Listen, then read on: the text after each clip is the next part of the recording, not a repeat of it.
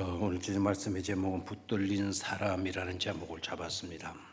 그리스도인이란 어떤 존재인가? 사도 바울은요, 그리스도인이란 붙들린 사람이다, 붙들린 사람이다 라고 정의를 하고 있어요. 여러분의 존재는 어떻습니까? 나는 어떤 사람입니까? 나는 어떤 자로 존재하고 있고 살아가고 있습니까? 라는 질문에 분명히 우리는 대답할 수 있어야 합니다. 자기가 정체성을 갖지 못하면 중심 없는 표류하는 그런 인생이 되고 마는 겁니다. 큰 망망 바다 위에 표대를 잊어버리고 목표를 잃어버리고 표류하고 있는 이리 편주와 같은 그런 존재라고 한다면 참 서글프기도 하고 애처롭기도 하지 않습니까? 그래서 나는 누구인가? 나라는 존재에 대한 정체성이 분명해야 합니다. 예를 들면 한솥봉 아시죠? 한솥봉과 그의 어머니 이야기는 너무나도 잘 압니다. 어머니가 고생해가면서 아들의 출세를 위해서 자식을 내보내잖아요. 가서 공부하고 오너라, 배우고 오너라. 그리고 한솥봉에 가서 열심히 공부하고 돌아옵니다. 그 어머니가 시험을 해보자. 네가 얼마나 열심히 공부했는지 시험을 해보자. 나는 지금까지 떡 쓰는 일을 해왔다. 너는 나가서 공부를 다 하고 왔다니 이제 시험을 해보자. 불을 끄거라. 불을 끄고 어머니는 불 끈 상태, 캄캄한 상태에서 떡을 썰어 갑니다.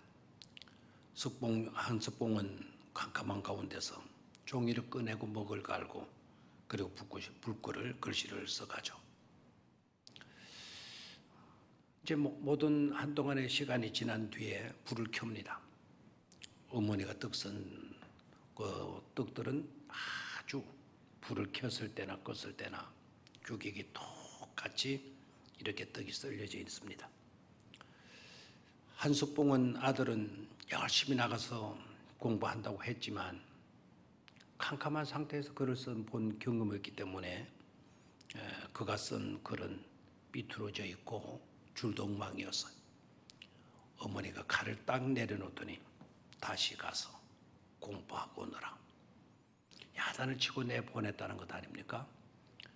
그렇게 어머니로부터 문전박대를 당하고 다시 수업하러 공부하러 떠나게 되고 몇 년에 걸쳐서 공부를 마치고 다시 돌아오죠. 돌아왔습니다. 어머니. 이 제대로 공부했냐? 예, 그렇습니다. 불을 끄도록 해라. 다시 떡을 썰기 시작하죠. 한석봉 아들도 열심히 공부하고 불을 끄고 켜고 막 열심히 부지런히 공부했기 때문에 불을 끈 상태에서 붓글씨를 썼어요. 아주 명필로 글이 쓰여져 있는 겁니다. 그래서 유명한 우리 한석봉 씨가 됐다라는 이야기 아닙니까? 그런데 어머니가 정말 자식을 공부시키고자 하는 뚜렷한 한석봉 어머니의 교육 철학, 교육 신념, 그리고 어머니로서의 정체성, 이게 분명했죠. 그 어머니가 아니었다면 한석봉이라고 하는 이름을 우리는 기억지도 못할 수도 있었을 것입니다. 어머니의 존재감, 어머니의 정체성 대단한 겁니다. 그런데 만약에 어머니가 너무 피곤한 상태에 있는 겁니다. 쪼달리는 살림을 살아가느라고 또 석봉 아들의 그 생활비를 그래도 보내줘야 되지 않겠어요? 그래서 새벽부터 밤늦게까지 떡을 썰고 그날따라 좀 요사이 말하면 아스타라 백신을 맞았는지 그날따라 몸이 좀 안 좋은 겁니다. 그때 때마침 석봉 아들이 돌아왔어요. 어머니, 제가 돌아왔습니다. 어머니가 말합니다. 자, 그러면 불을 끄도록 해라. 그러니까 한석봉이가 말을 합니다. 그럼 글을 써 보일까요? 어머니가 말을 합니다. 글은 무슨 글이냐? 잠이나 자자꾸나. 자, 아무도 웃지 않고 썰어가고 너무 심각한데요. 이 어머니는 지금 뭐라고요? 피곤에 빠져 있는 석봉 씨의 어머니이고 있죠. 어떤 어머니는 이런 어머니가 있어요. 무관심한 어머니, 자식에 대해서 전혀 무관심한 어머니 있죠. 한석봉이가 돌아왔습니다. 어머니, 제가 돌아왔습니다. 그랬더니 어머니가 대답합니다. 언제 네가 나갔었냐? 이렇게 말하는 어머니, 무관심한 어머니죠. 이런 어머니는 무관심, 자식에 대한, 아들에 대한 관심조차 없는 그런 어머니 상으로 남게 되지 않습니까? 뭔가 착각하고 있는 어머니도 있죠. 뭔가 착각하고 있는 어머니, 석봉이가 돌아왔습니다. 어머니, 제가 돌아왔습니다. 어머니가 말합니다. 그럼 시험해 보자꾸나. 불을 끄도록 해라. 그리고 아들이 불을 껐습니다. 그럼 지금부터 너는 떡을 썰도록 해라. 나는 글씨를 쓰도록 하마. 석봉이가 대답합니다. 어머니, 바뀌었사옵나이다. 이렇게 말했다는 거예요. 이게 다 정체성의 문제. 나는 어떤 어머니이고 있는가? 나는 어떤 사람이고 있는가? 나는 어떤 그리스도인이고 있는가? 정체성의 문제죠. 한 아들을 키우는 데 있어서도 어머니의 정체성이 그토록 중요할진데 정말 참다운 그리스도인으로 우리가 자라고 성숙하기 위해서는 말할 것도 없습니다. 우리들의 정체성이 어떠한가? 이 질문 굉장히 중요한 질문이 아닐 수가 없어요. 사도 바울은 세 종류의 붙들린 사람을 이야기하고 있습니다. 세 종류의 붙들린 사람. 그리스도인이란 바로 이러한 자다. 이러한 자다. 그러면서 첫 번째는 잘못으로 인한 붙들린 사람이 있고, 두 번째는 사랑으로 인해 붙들린 사람이 있고, 세 번째는 사명감으로 붙들린 사람이 있다. 그러면 우리가 되어야 할 그리스도인의 모습은 어떤 모습이겠습니까? 그리스도인으로서의 정체성이 어떠해야 되겠습니까? 자, 잘못으로 인한 붙들린 사람이라고 한다면 이는 죄수가 되겠죠. 검사나 경찰에 의해서 그 잘못한 것 때문에 붙들려온 사람, 죄수가 되겠고, 또 붙들려온 사람, 뭐가 되죠? 범죄에서 잡혀온 사람, 범죄인이 되어지잖아요. 잘못으로 인해 붙들린 사람은 자랑할 게 없어요. 세상 경찰에 의해서, 검사에 의해서 붙들려서 잡혀온 사람, 어떻게 보면 좀 안타깝고 불쌍한 사람일 수밖에 없죠. 그런데 사랑으로 붙들린 사람, 사랑에 붙들린 사람이 있죠. 사랑에 붙들린 사람. 이런 사람은 사랑으로 인해 붙들린 사람, 가만히 생각해 보면 사랑으로 붙들린 사람, 사랑 때문에 사랑으로 인해 붙들려서 사는 사람, 이런 사람은 어떻게 보면 참으로 행복한 사람이고 있을까요? 자, 우리가 즐겨 부르는 복음성가 가운데 당신은 사랑받기 위해 태어난 사람, 좋죠. 사랑받기 위해 태어난 사람. 누군가가 나를 사랑해 주고 있는 사람이 있다. 이게 행복한 일이죠. 복된 일이죠. 누군가가 나를 사랑해 주고 있다라고 하는 그런 인식이 분명하게 내 속에 들어있다고 한다면 여러분들은 하루하루 한순간 한순간이 기쁘고 행복한 삶의 연속이 되어질 것입니다. 사랑으로 인해 붙들린 사람이 있어요. 저와 여러분들은 어떤 사람입니까? 하나님의 사랑에 의해 붙들린 사람인 줄로 믿습니까? 자격 없는 우리들이고요. 경찰관에 끌려가가지고 처벌받아야 될 우리이고, 재판받아서 감옥 생활하든지 아니면 사형을 당하든지, 죄인 중에 우리 모두는 고소해요. 사도 바울만 나는 죄인의 개수로다라고 고백하는 것, 사도 바울 정도 사는 사람인데도 죄인의 고수라고 고백했다면 우리들은 말할 필요도 없지 않겠습니까? 그런 우리들이지만 경찰에 의해서 끌려간 죄수가 아니고, 검찰에 의해서 고소당하고 끌려간 죄수가 아니라 하나님의 사랑으로 인해서 붙들린 존재이고 있다. 사로잡힌 존재이고 있다. 이건 정말 행복한 일이 아닐 수가 없죠. 사도 바울이 말하는 세 번째 종류의 붙들린 사람은 어떤 사람이냐? 사명감으로 인해서 붙들려서 사는 사람이에요.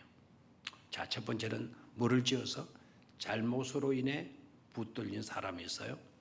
이 사람은 경찰에 의해서, 세상법에 의해서 아니면 마귀에 의해서 붙들려서 사는, 언제나 죄의 노예로 살아갈 수밖에 없는 불행한 사람이 되겠습니다.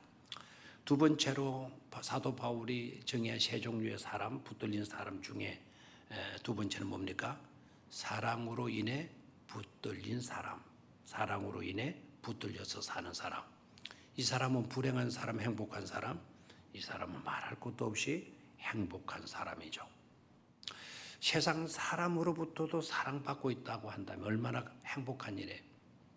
연인들이 행복해하는 것은 서로 사랑을 느끼기 때문에 그렇지 않습니까? 연인의 관계라 그러면 그 속에서 필히 존재하고 있는 것이 조금 사랑이에요. 사랑이 없는데 연인으로서의 아름다운 속삭임이 있을 수가 있고 사귐이 가능할 수 있겠습니까? 사랑에 이끌려서 사랑에 사로잡혀서 살아가는 사람, 행복한 사람이에요. 세 번째 사도 바울이 붙들려서 사는 사람, 그리스도인이란 붙들려서 사는 사람인데 어디에서 무엇에 붙들려 사는 사람이냐? 세 번째는 사명감으로 붙들려서 사는 사람이다, 이렇게 말하고 있어요. 그래서 그리스도인의 정체성, 우리 그리스도인들은 어떤 존재인가? 나는 누구인가? 그리스도인이란 어떤 존재인가? 라는 질문을 던지면 우리들은 분명히 대답할 수 있어야 합니다. 첫 번째로 뭐라 그랬어요? 우리는 누구의 사랑에 붙들린 사람이다? 하나님의 사랑에 붙들린 사람이다. 두 번째, 우리 그리스도인이란 어떤 사람이냐? 거룩한 사명감에 붙들려서 부르심의 상을 붙잡기 위해서 살아가고 있는 존재가 바로 누구이다? 우리 그리스도인이다 라는 것입니다. 한번 따라해 주십시오. 우리 그리스도인이란 하나님의 사랑에 붙들림 바 된 사람입니다. 그게 첫 번째고요. 두 번째는 그리스도인이란, 큰 소리로 그리스도인이란 거룩한 사명에 붙들려 부르심의 상을 붙잡기 위해서 살아가는 사람이다. 아멘. 크게 두 번째로 우리가 생각해야 될 것은 사도 바울은 나는 잡힌 바가 되었다. 나는 잡힌 바가 되었다. 붙잡혔다. 그래서요. 14절 말씀을 한번 같이 읽도록 할까요? 14절 시작.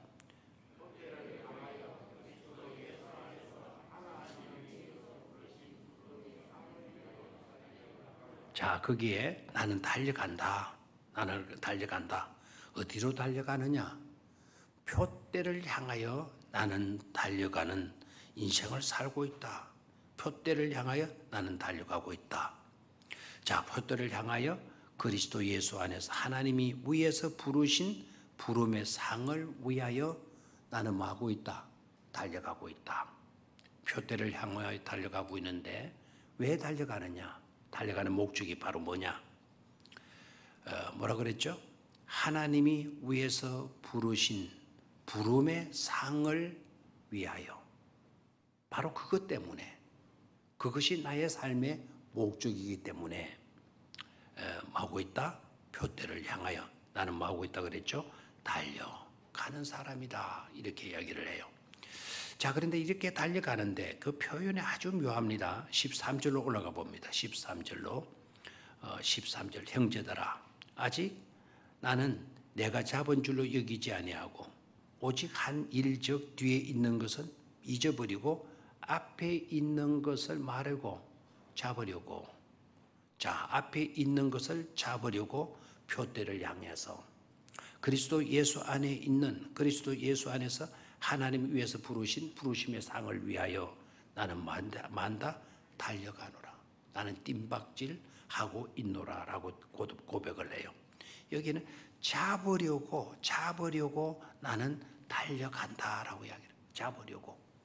그런데 12절로 또 올라가 봐요. 12절 시작. 내가 이미 얻었다 함도 아니요 온전히 이루었다 함도 아니라 오직 내가 그리스도 예수께 잡힌 바 된 그것을 잡으려고 달려가노라. 자, 요 말씀이 애매하죠. 잡힌 바 된 그것을 잡으려고 만다 달려가노라 그랬어요. 이 말은 무슨 말인가? 나는 예수 그리스도께 뭐를 당한 사람이다?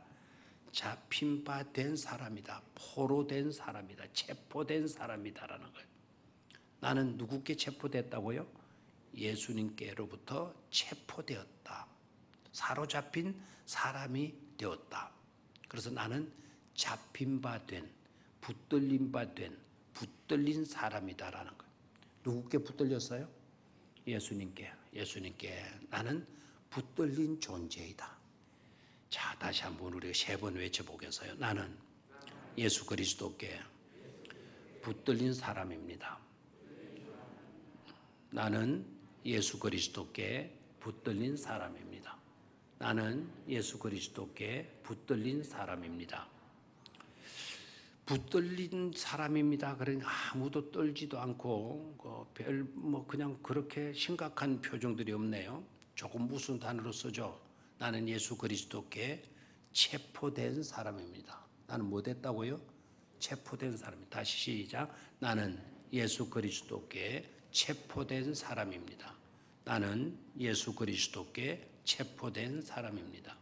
나는 예수 그리스도께 체포된 사람입니다. 뭐 됐다고요? 체포된 사람. 체포됐을 때 상황이 어떠한지를 여러분 어렵게 말할 필요도 생각할 필요도 없겠죠, 그죠? 체포된다. 우리 재수가 경찰들이 재수를 붙들었을 때 어떻게 합니까? 제일 먼저 딱 팔을 꺾고 그 다음에 어떻게 하죠? 손을 모으게 만들고 그 다음에 뭘 채우죠? 척척 해서 뭐를 채우죠? 수갑을 채워요. 도망갈 수 있다 없다? 도망가도 두 손이 묶여져 있으면 속도를 못 내요. 아무리 100m 선수라도 하더라도 두 손 딱 이렇게 묶어 놓으면 뛸 수가 없어요. 제대로 뛸 수가 없어요. 도망가 봤자 쉽게 잡을 수가 있다라는 거죠. 체포당했다. 나는 도망칠 수 없는, 끌려갈 수밖에 없는 그런 존재가 되었다. 그런데 누구께 사로잡혔다고요? 예수 그리스도께 체포된 사람입니다. 이게 행복이라는 거죠. 사탄에게 체포당했다면 우리는 사탄에게 질질 끌려가서 온갖 고초, 온갖 고난 다 당하고 결국은 지옥 불에 내팽개치고 말 그런 우리들인데 다행히도 우리는 누구에게 붙잡히가 됐다고요? 예수 그리스도께 붙잡히가 되어서 체포되어도 예수님께 체포되어서 나는 끌려가는 그런 존재가 되었다. 그런데 내가 예수께 잡힌 바 된 그것을 말하고 잡으려고 달려가노라. 나는 잡힌 바 된 사람인데 붙잡힌 바 된 사람인데 지금 나는 붙잡힌 바 되었기에 나는 붙잡으려고 달려가는 사람입니다 라고 이야기를 해요. 자, 포로가 되었어요. 포로된 내가, 포로된 나이기에 내가 포로된 것처럼 붙잡힌 것처럼 내가 붙잡아야 할 것이 있는 줄 알고 그것을 붙잡기 위해서 내가 뭐 한다? 달려가노라 말하고 있어요. 내가 붙잡아야 할 것이 바로 뭘까요? 하나님이 위해서 부르심의 상을 그걸 붙잡기 위해서 나는 표대를 향하여 뭐 한다 그랬죠? 뜀박질을 하고 있다고. 달려가는 존재라고 고백을 하고 있어요. 아멘입니까? 이게 바로 뭡니까? 이게 바로 그리스도인이다라는 거예요. 우리 그리스도인들이 가져야 할 정체성이 바로 뭡니까? 나는 누구께 붙들린 바 되었다. 예수 그리스도께 붙들린 바 되었다. 이게 얼마나 축복인가, 이게 얼마나 은혜인가. 그리고 나는 붙들린 바 되었기에 이제는 하나님이 위해서 나를 부르신 부름의 상을 얻기 위해서 붙잡으려고 달려가는 존재이다. 이게 바로 뭐라고요? 그리스도인이라는 겁니다. 그리스도인의 정체성 분명히 가질 수 있기를 축원합니다. 그리스도인의 정체성이 뭐라고요? 나는 첫 번째로 나는 뭐하게 되었다? 예수 그리스도께 뭐하게 되었죠? 붙들림 바 되었다. 체포당했단 말이죠. 체포당했다. 꼼짝달싹 못하게 되었다. 도망칠래 도망칠 수 없는 존재가 되었다. 그것으로 끝나는 게 아닙니다. 내가 이렇게 체포당했던 것처럼 내가 이제 내가 잡힌 바 된 것처럼 내가 잡으려고 표대를 향하여 달려갑니다. 달려가는 존재이고 있습니다. 그런 나이입니다. 고백하고 있어요. 자, 뭘 잡으려고 달려간다 그랬죠? 부르심의 상을 위하여. 부르심의 상을 위하여. 그것을 잡기 위하여 표대를 향하여 나는 뭐합니다? 달려가는 존재입니다. 이게 바로 그리스도인의 정체성이 되어지는 겁니다. 자, 여기에 붙잡혔다라는 이 표현, 붙잡혔다라고 하는 이 표현에다가 동그라미를 좀 하시고요. 예수 그리스도께 잡힌 바 된 그것을 잡으려고 달려가노라. 그것을 잡으려고 달려가노라. 여기에 붙잡혔다라고 하는 이 말에다가 동그라미를 하고 옆에 대시를 하고 십자가에 매여졌다. 십자가에 나를 못 박았다. 매여졌다. 십자가에 못 박았다. 십자가에 매여졌다. 라는 표현입니다. 자, 다시 한번 이제 오직 내가 그리스도 예수께 잡힌 바 된 그것을 나는 그렇다면 예수 그리스도의 십자가에 내가 뭐 했다고요? 잡힌 바 매여졌다. 못 박힌 바 되어졌다. 못 박힌 바 되어졌다. 자, 저를 봐요. 저와 여러분들은 예수님 십자가에 달리셨을 때 예수님만 십자가에 달리신 것처럼 생각하면 안 됩니다. 예수님이 십자가에 못 박히셨을 때 예수님을 믿는 저와 여러분들도 함께 어디에 못 박힌 존재라고요? 예수 그리스도 십자가에 못 박혀진 존재라는 것을 그걸 망각해서는 안 돼요. 나는 어디에 못 박혔다? 예수님의 십자가에 나도 뭐했다? 못 박혔다. 못 박혔다. 그래서 죄에 대해서는 나도 뭐한 자가 됐죠? 죽은 자가 되었다. 죄에 대해서는 나는 죽은 자가 되었다. 예수 그리스도께서 십자가 못 박히실 때 우리도 예수님과 함께 뭐한 바 되어졌다고요? 못 박힌 자가 되어졌다라는 그걸 받아들여야 진정한 믿음의 사람이 되어지는 것입니다. 그래서 고린도 전후서를 읽어보게 되면 메시지가 바로 그거예요. 예수님만 십자가에 달려 죽으신 것이 아니다. 예수님이 십자가에 달리셔 죽으실 때 그때 그 예수님 속에 나의 죄도 함께 못 박혀서 그 십자가의 처형을 받게 되어진 것이다라는 거예요. 그러니까 예수님의 부활도 마찬가지. 예수님 홀로 부활하신 것이 아니에요. 예수님의 부활 속에 누구의 부활도 들어있죠? 나의 부활도 이미 그 속에 뭐한 겁니까? 들어있는 겁니다. 자, 그래서 예수와 함께 죽고 예수와 함께 나는 뭐한 자가 된 거죠? 살아난 존재가 되었다 이 말입니다. 자, 다 같이 한번 따라하세요. 나는 예수와 함께 십자가에 못 박혀 죽고 나는 예수와 함께 부활한 존재이다. 아멘. 우리는 다시 살아날 존재고 이미 산 자가 되어졌다 이 말입니다. 그래서 예수의 십자가, 예수의 죽음은 예수님 홀로의 죽음이 아니고 예수님의 죽음 속에 내 죽음도 들어있고 내 죄에 대한 죽음이 있고 예수님의 부활 속에 누구의 부활도 들어있다? 나의 부활도 들어있는 것입니다. 이게 우리에게 주어진 놀라운 축복이 아닐 수가 없어요. 그래서 예수님께서 제자들에게 이런 당부를 했죠. 누구든지 나를 따르려거든 십자가에 대해서 생각만 하지 말아라. 누구든지 나를 따르거든 십자가에 대해서 느낌만 가지려고 하지 말아라. 아이고, 예수님 십자가 못 박혀서 얼마나 괴로웠을까, 얼마나 고달프셨을까, 얼마나 아프셨을까, 얼마나 힘들으셨을까. 그렇게 십자가를 느낌표를 찍어가면서 살려고 하지 말아라는 거예요. 예수님이 우리에게 당부하는 말씀은 뭐죠? 누구든지 나를 따르려거든 십자가를 느끼는 정도가 아니고 십자가를 생각하는 삶이 아니고 누구든지 나를 따르려거든 자기 십자가를 뭐하고 그랬죠? 지고 나를 따를지니라 말씀을 하셨어요. 항상 예수님의 죽음이 곧 나의 죽음이었고 예수님의 부활이 곧 누구의 부활을 의미하는 거다. 나의 부활을 의미하는 것이다. 라는 것을 우리는 깨달아야 되는 것이죠. 자, 그렇다면 예수님께서 왜 우리를 사랑하실까요? 우리를 위해서 십자가에 죽어 주셨을까요? 왜 내 죄를 십자가에서 대신 감당해 주셨을까요? 바로 그것이 뭐라고 그랬죠? 사랑 때문에라는 거예요. 뭐라고요? 사랑 때문에. 자, 저와 여러분들은 예수 그리스도께 포로가 되어져서요.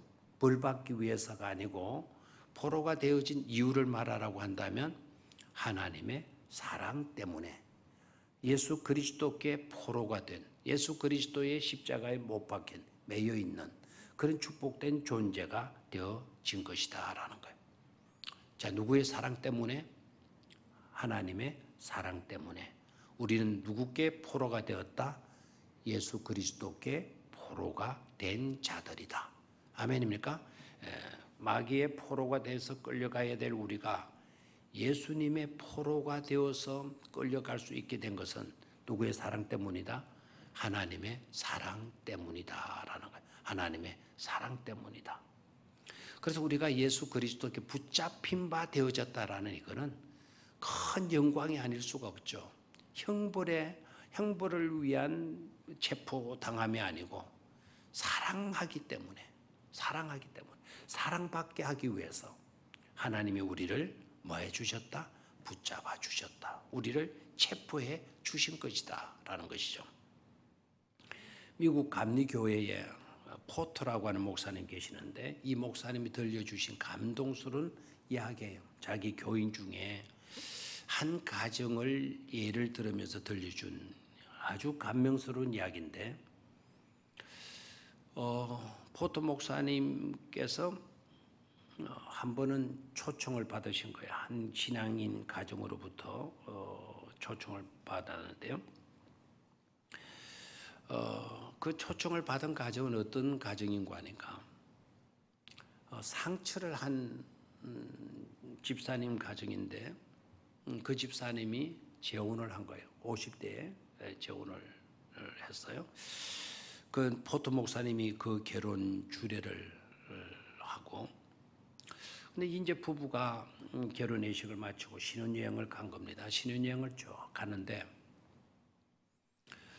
밤 야경을 보기 위해서 이제 시내를 나간 거예요. 시내를 나가는데 막 보석 가게 앞을 막 지나게 됩니다. 여러분 보석 가게 안은 조명이 밝을까요? 조명이 흐릿할까요?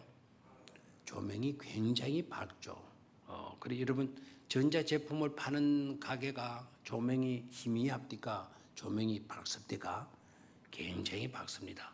여러분 장사하시는 분들은 전기료 아낀다고 가게 안에 조명을 흐릿하게 해놓으면 오히려 더 망합니다. 전부 환해야 돼요. 보석 가게 앞을 딱 지나가는데 그 부인이 현한 부인이 이렇게 말을 하는 거예요. 그 안에 진열된 보석들을 들여다보면서 저렇게 예쁜 목걸이는 굉장히 비쌀 텐데 그래도 사는 사람이 있으니 저렇게 진열해 놨겠죠? 남편에게 그런 말을 했어요. 이 두 부부는 너무나 가난한 형편에 있었기 때문에 그런 보석 같은 거는 상상조차도 할 수 없는 그런 형편이 있었죠. 그런데 그 후 10년째 되어졌을 때 아내 부인 되는 분이 힘이 없이 빌시라 그러더니 할 수 없이 병원으로 데려왔더니 불치병이라고 판정을 받게 돼요. 그리고 의사가 부인 몰래 남편을 바깥으로 불러내서 다 불행한 이야기다.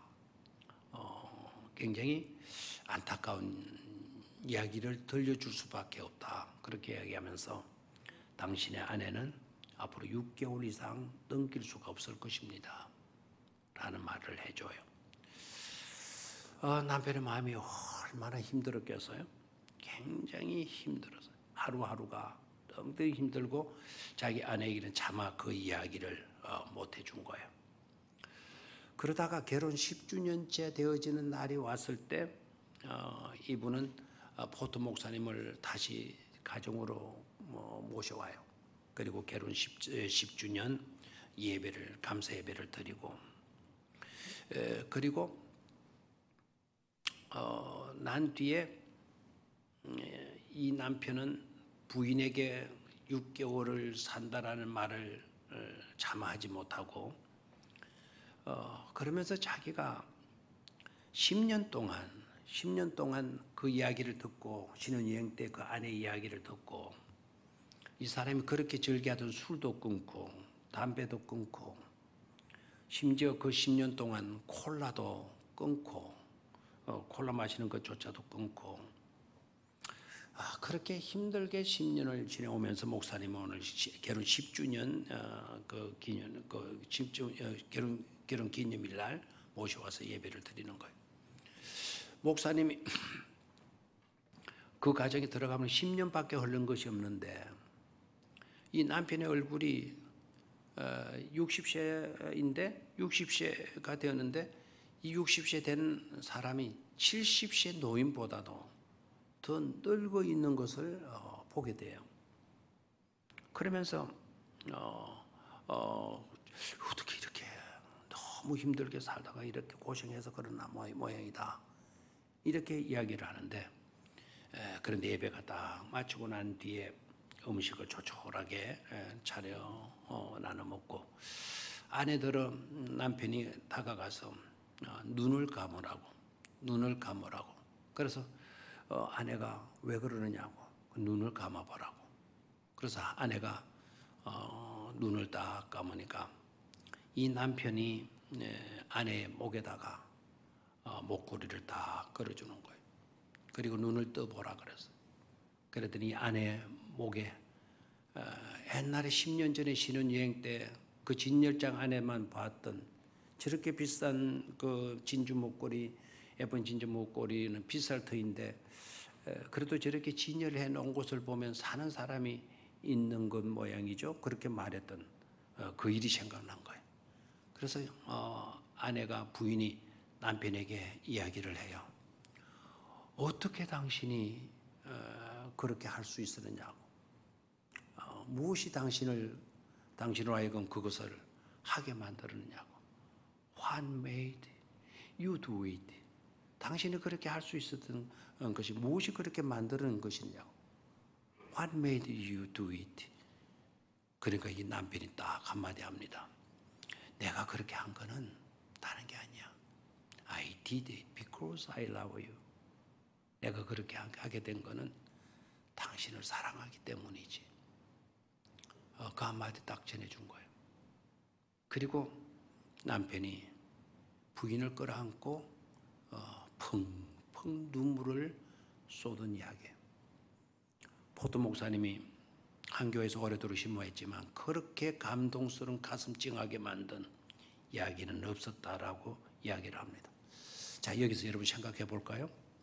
이 남편이 10년 동안 먹고 싶은 것, 하고 싶은 거 다 끊을 수 있었던 거. 자기는 못 먹어가면서 60대 사람이 70대 노인처럼 야유에 있는, 병약해 있는 그런 사람이 되어지도록까지 참고 견뎌온 이유와 목적은 어디 있었을까요? 어떻게 그렇게 할 수 있었을까요? 어떻게 그 고통을, 어떻게 그 아픔을, 그 어려운 일들을 다 겪어올 수 있었을까요? 거기에 대한 해답은 딱 한 가지죠. 뭐 때문이다? 사랑하기 때문이다라는 거예요. 사랑하기 때문이다. 예수 그리스도가 왜 십자가의 고난을 당하셨을까요? 왜 그렇게 모욕을 당하고 침뱉음을 당하고 무시를 당하고 조롱을 당하고 채찍 맞고 결국 그 십자가의 쓰라린 고초를 왜 다 당하셨을까요? 그 이유에 대한 해답도 뭐라고요? 사랑 때문에. 내가 너를 사랑하기 때문이다. 내가 너를 사랑하기 때문이다. 그 사랑이 나로 하여금 이렇게 만들어 준 거야. 그 사랑이 나를 이렇게 만들어 준 거야. What made? What made? You do it. 당신이 그것을 어떻게 무슨 이유로 무엇이 당신을 그것을 하도록 만들었느냐고. I do it. 내가 그것을 할 수 있었던 것은 because I love you. 내가 당신을 사랑했기 때문이지. 사랑의 메인 아름다운 삶의 모습을 우리에게 보여주는 것 아니겠어요? 자, 그 사랑을 누구도 받았죠? 우리도 받고 있는 거예요. 그 사랑에 우리가 매여진 존재라는 걸 잊지 말아야 합니다. 예수님 왜 십자가를 지셨습니까? 누구를 사랑했기 때문이다. 나를 사랑했기 때문이다. 사랑으로 나를 포로 되게 하기 위해서, 포로 삼기 위해서 예수님께서 십자가를 지시고 십자가상에서 뭘 당하신 겁니까? 그 온갖 고초와 온갖 그 침뱉음, 모욕을 다 당하신 것이죠. 나중에 여러분 하나님의 나라에 갔을 때 예수님 만나시거들라. 그때 한번 질문해 보세요. 예수님, 왜 당신은 그렇게 하셨나요? 왜 당신은 그렇게 하셨나요? 무엇이 그렇게 하도록 만드셨나요? 라고 물어보십시오. 그때 예수님께서 여러분이 대답해 주실 거예요. 뭐라고요? 내가 그것을 할 수 있었던 것은 내가 너를 마에서다 사랑하기 때문이다. I do it. 내가 그걸 할 수 있었던 것은 because I love you. 내가 너를 마했기 때문이다. 사랑했기 때문이다. 아멘입니까? 우리는 그 사랑에 메인바된 존재라는 거 이거 잊지 마시기를 바랍니다. 왜 살아온 그리스도인이 되어진 것이 아니다 이겁니다. 그 사랑의 줄로 우리 모두는 매여서 포로가 된 사람들이다라는 것을 잊지 말아야 합니다. 자, 그렇기 때문에 사랑을 잃으면 한 부분을 잃은 것이 아닙니다. 사랑을 잃으면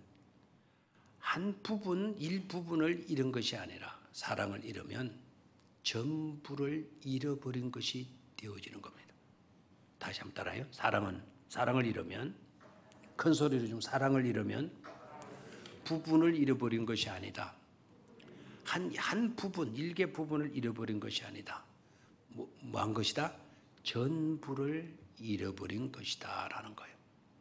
아멘입니까? 그래서 저와 여러분들이 꼭 살아가면서 뭐는 놓지 말아라. 사랑의 줄은 놓지 말아라. 사랑의 줄은 풀지 말아야 돼요. 저와 여러분들은 평생을 살아가더라도 사랑의 줄에 매여서 사는 그런 존재가 되어져야 되는 겁니다. 왜냐하면 그것이 우리들이 가져야 할 마땅한 정체성이기 때문에 그래요. 아멘입니까? 자, 우리는 누구의 포로가 된 자들이다? 사랑의 포로가 된 자들, 사랑의 메인 자들이다 라는 것을 잊지 말아야 되겠습니다. 자, 그러면 마지막으로 이제 세 번째 사도 바울이 이야기했던 존재가 있죠. 그리스도인이란 어떤 존재이냐? 사명감을 가지고 그 사명으로 붙잡으려고 하는 사람이다. 부르심의 상을 위해서 나는 뭐 한다? 달려간다. 그럼 부르심의 상이 뭐냐? 오늘 그걸 짚어보도록 하겠어요. 자, 11절을 봅니다. 11절 시작. 어떻게 해서든지 죽은 자 가운데서 부활에 이르려 하노니. 거기다 1번을 하십시오. 사도 바울이 애쓰고 사도 바울이 노력하고 사도 바울이 인내하고 사도 바울이 고초당하고 사도 바울이 박해를 당하기까지 한 이유는 어디에 있었냐? 메인바되고 붙잡기 위해서다. 뭘 붙잡으려고 했느냐? 죽은 자 가운데서 부활에 이르려 하노니. 뭐에 이르려고 했다? 부활에 이르려고 했다. 저와 여러분들은 부활과 상관없는 자가 되어져서는 안 돼요.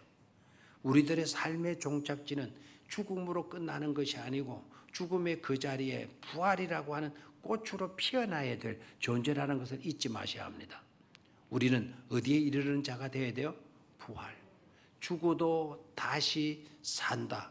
죽어도 다시 산다라는 그 믿음, 우리가 절대로 잃어버려서는 안 된다라는 거예요. 그 다음 두 번째, 뭐에 이르려 했다? 부활에 이르려고 했다라는 건, 자, 그 다음에 14절. 표대를 향하여 그리스도 예수 안에서 하나님 위에서 부르신 상을 위하여 달려가노라. 그걸 보기 전에 어디로 가느냐 하면 위로 좀 갈까요? 8절을 좀 봅니다. 8절.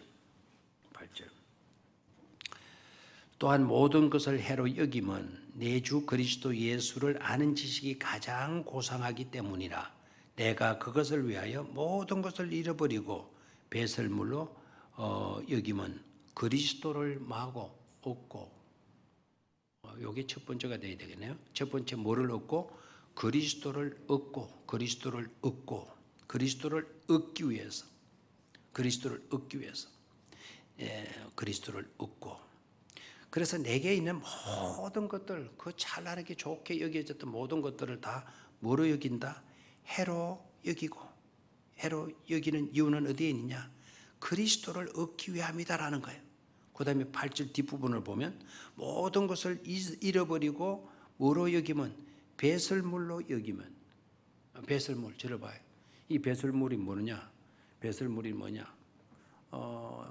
여러분들 배설물 설명 안 해도 되겠죠?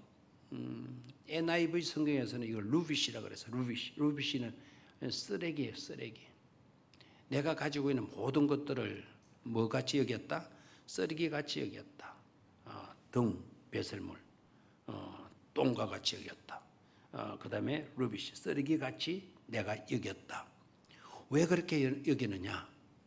그리스도를 아는 지식이 최고의 지식이고, 그리고 그리스도를 얻기 위해서 주님 없이는 내 생명 헛되기 때문이다라는 거예요. 자, 이것이 얼마나 중요합니까? 여러분들은 그리스도를 위해서 모든 것을 버릴 수 있나요? 아니면 어떤 재물이나 명예나 이런 것 때문에 오히려 그리스도를 놓으려고 하지는 않았습니까? 우리가 명심해야 돼요. 모든 것을 얻었다 하더라도 예수 그리스도를 얻지 못하면 우리의 생명은 헛되다라는 거 분명 아시죠? 그렇죠? 우리가 모든 것을 다 포기한다 하더라도 우리가 그리스도를 얻기만 하면 우리는 축복된 존재라는 거, 이걸 절대로 잊지 말아야 될 줄로 믿습니다. 여러분이 막 세상 정보도 많이 알고 지식도 많이 알고 하는 것도 중요하지만 여러분 사도 바울의 지식만큼의 수준에는 이룰 수 있겠나요?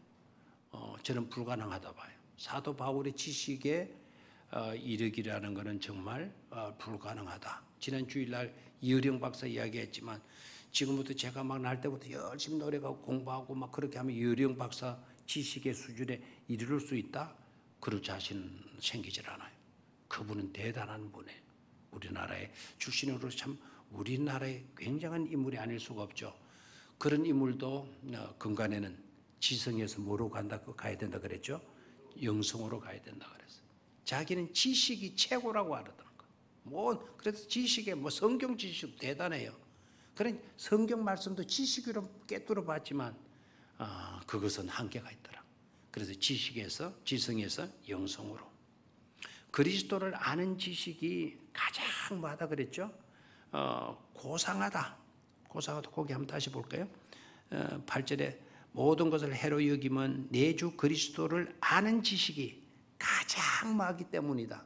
고상하기 때문이다 라고 그랬어요. 킹 제임스 버전에는 이 두 가지로 강조를 해요. 하나는 sufficient, greatness, sufficient.